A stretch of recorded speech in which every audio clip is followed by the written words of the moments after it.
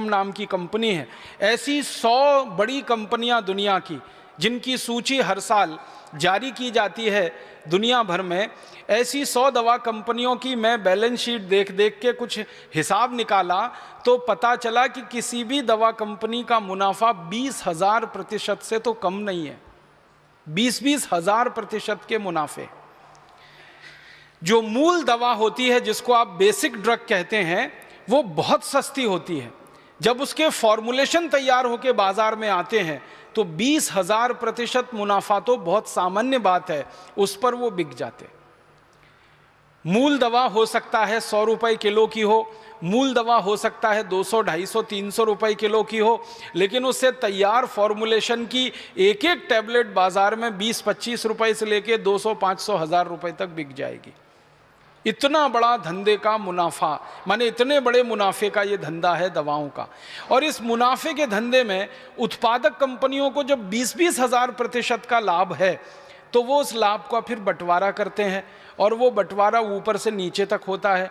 Chemist और druggist को वो बंटवारा जाता है, फिर जो प्रिस्क्रिप्शन लिखने वाले चिकित्सक हैं उनके पास भी कुछ हिस्सा पहुंचता रहता है, ताकि आप उनकी दवाएं लिखते रहें, ताकि उनको वो सब दवाएं बेचकर मुनाफा होता रहे। और इस तरह से ये सारा रैकेट तैयार हो जाता है। अब इस पूरे रैकेट में जो पिस रहा है वो साधारण आदमी है, गरीब आदमी है। भारत जैसे देश के बारे में तो विशेष बात है कि हमारा भारत देश इस समय 115 करोड़ लोगों का देश है।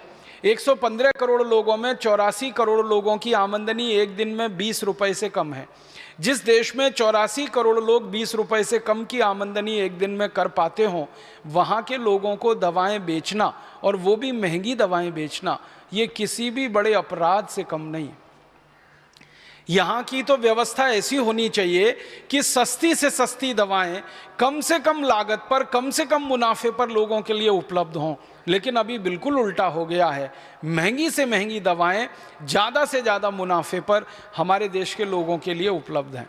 हमारे देश में गरीबी का आलम यह है कि भारत सरकार के आंकड़े बताते हैं कि कुल आबादी में मात्र 35% लोग ही हैं जो इलाज करने की स्थिति में हैं, माने जिनके पास थोड़ा बहुत पैसा है, जो आपके पास आ सकते हैं, आयुर्वेद के किसी चिकित्सक के पास जा सकते हैं, होम्योपैथी में जा सकते हैं, allopathy, homeopathy, biochemic, Ayurveda, magnet therapy, naturopathy, सब तरह की चिकित्सा व्यवस्थाओं का लाभ ले सकने की स्थिति में सिर्फ 35% लोग हैं।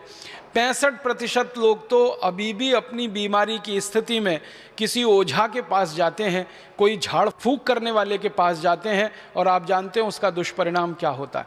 वो ओझाओं के पास जा रहे हैं, झाड़ फूंक करने वालों के पास 65% लोग जा रहे हैं, तो इसके पीछे उनकी श्रद्धा और विश्वास का मामला नहीं है, मजबूरी का मामला है। क्योंकि उनके पास दवा खरीदने के लिए और किसी चिकित्सक के पास जाने के लिए उतने पैसे नहीं हैं।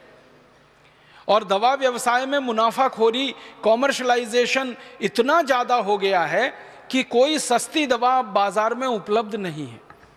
तो इन कारणों से हमारे देश का आम आदमी बहुत पिस रहा है और परेशानी में जी रहा है। ज़रूरत की दवाएं 450 और फॉर्मुलेशंस बिक रहे हैं 84,000। आप अंदाज़ा लगा सकते हैं कितने बड़े पैमाने पर यह गोरख धंधा चल रहा है।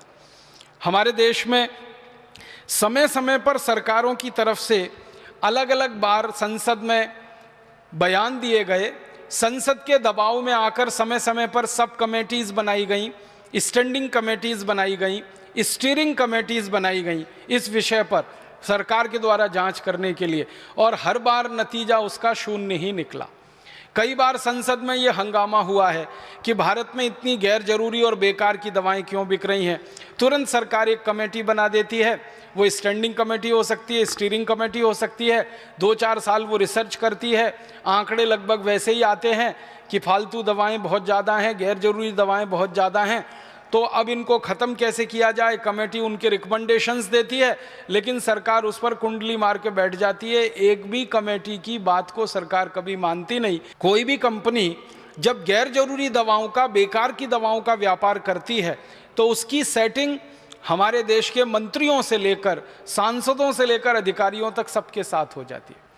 कई बार तो ये देखा गया है कि संसद में किसी कंपनी के बारे में सवाल पूछा जाता है कंपनी वाले तुरंत पहुंच जाते हैं सवाल पूछने वाले सांसदों के पास, और अगले ही दिन पता चलता है कि वो सवाल गायब हो गया। जिन्होंने पूछा था उन्होंने उसका उत्तर जानने से भी इनकार कर दिया। पता नहीं क्या लेन देन हुआ, कैसी सेटिंग हो गई। तो